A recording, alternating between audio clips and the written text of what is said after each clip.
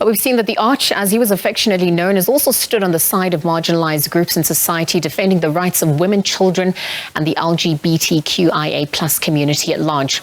Tutu's wrath against injustice also extended to the church, where he was one of the loud voices in support of sexual orientation and gender identity rights when many wouldn't dare. Well, to discuss this in depth, we are now joined by Steve Letsike, Executive Director of Access Chapter 2. Steve, welcome back.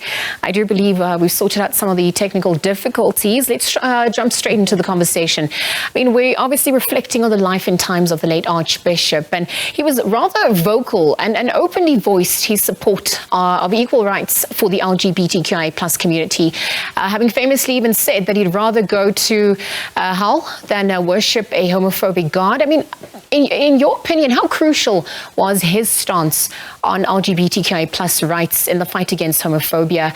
Why did his support matter so much, particularly as a religious leader? No, thank you so much, and really just also bringing me back online. Archbishop Desmond Tutu really embodies really a faith of action, a true peace and inclusivity. And why this is important, Archbishop showed up and stood up, built solidarity and allyship with the LGBTI community. The large proportion of LGBTI community across the world still faces discrimination, oppression, and criminalization. 71 countries across the world still criminalizes homosexual acts, 31 of which are in Africa. We've seen the recent High Court judgment in Botswana that really have actually slammed the government appeal to wanting not to decriminalize.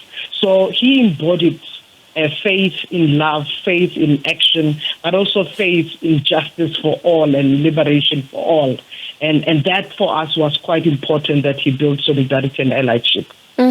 Steve, we were in conversation with former Public Protector Thuli Madonsela, and she, spoke about the broader issue of social justice as well. When we, look at how deeply disturbed, the Archbishop was in the face of some of the incidents, perhaps not only facing South Africa, but as you alluded to, other African continents as well, Ghana, Uganda, Botswana, amongst many others, perhaps even extended to the world. This was not a popular stance among some of the countries. It was obviously also met with suspicion in some instances. But obviously it was him standing in solidarity and taking a stand. What were your observances with regards to that, his influence on the continent and the world at large?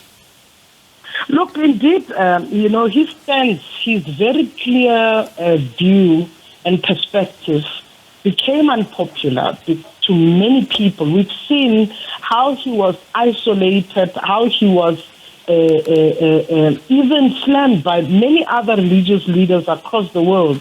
We've seen how Nigerian Anglican Bishop Emmanuel had to even say, no, he's spiritually dead. I mean, this means when you stand up for the oppressed, you're more likely to be outcasted by others who do not believe and who do not actually tolerate the truth to power that he stood up for. And we've seen it happen many times. Archbishop was never shy in terms of speaking the truth and actually dealing with the reality that many oppressed communities experience. He spoke not only for LGBTI community, he spoke for people living with HIV, he spoke for people with disability, he spoke for many people, including the fact that he was involved in the anti-apartheid movement and campaign as an activist. And for him as a religious leader, as a social justice activist, he continued to champion the faith in action in whatever that he really represented and touched throughout. So you're more likely to stand alone if you speak truth to power. People enjoy the fake and wrongdoings, but rather not stand with those who speak truth.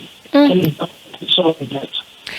Stephen, it also, goes back to, our understanding, the context of everything as well, perhaps even the narratives and perceptions associated, with the constructs we've given meaning to some of the concepts that have been put forth. And despite, same-sex relationships being legal in South Africa, I mean, we also know statistically that some of the worst cases of homophobic violence that continue to perpetuate and be found in South African society. So as we navigate these power structures that currently persist in society, as we also look at the microaggressions and even the silences that, continue to perhaps perpetuate some of those nuances, I wonder, how do we, draw parallels from what he's spoken about, what he stood for, as we charter this next chapter, take on the baton that had been handed over?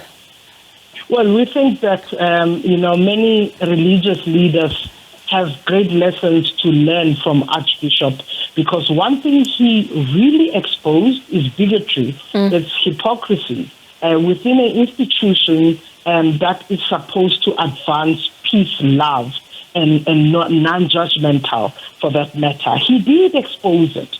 And I think for the fact that he used his power and his leadership, authentically so, to challenge the discourse.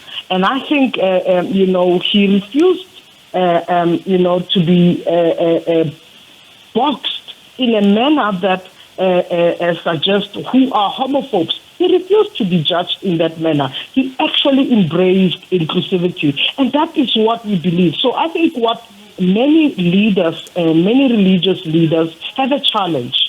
It is so much that you have to fill up the shoes of Archbishop Tutu. So the lesson here is religious leaders reflecting on their role in today's era of social justice and fighting for the just manner of those who live amongst us and why coexistence matter. So I think he embodied that, and we have a responsibility to show it. And I mean, we obviously have to continue this next chapter without him. So when we look at the power structures, the patriarchy, the patriarchal system, and even the, the religious context that some societies are also governed by in terms of framework, etc. I mean, how do we begin to unlearn, learn, and relearn some of the biases that are found in society? Yeah. I mean, we obviously trying to understand how these all add to perhaps finding a solution for everyone to enjoy equity, equality, and inclusivity at large. He was a great teacher, and I think where we have to unlearn, it's really about education. He was a very strong ally that says we must debate things that are uncomfortable, and I think that's where we need to be starting. What we have learned is law alone, the rule of law alone is not enough. And we've seen it in our own country that with a constitution that is celebrated globally, that we actually hold on to as part of the judiciary system, we need to change society's attitude. And by doing so, you need to educate more and more. You need to actually change the social behavior. And that is the crux of our society, that our own behavior that hates, that oppresses many other people on the basis of the skin, on the basis of the sex, or even sexual orientation and gender identity. So that's where we start. But then we cannot be silent, because silence rots injustice. It runs a toll of life, and that we have seen in our country. Just in this year, 2020, we have lost 22 LGBTI people. Indeed, when Archbishop is okay and he's well, surely he would have spoken about it. Now, how many leaders in our country have spoken out against the killings of LGBTI people?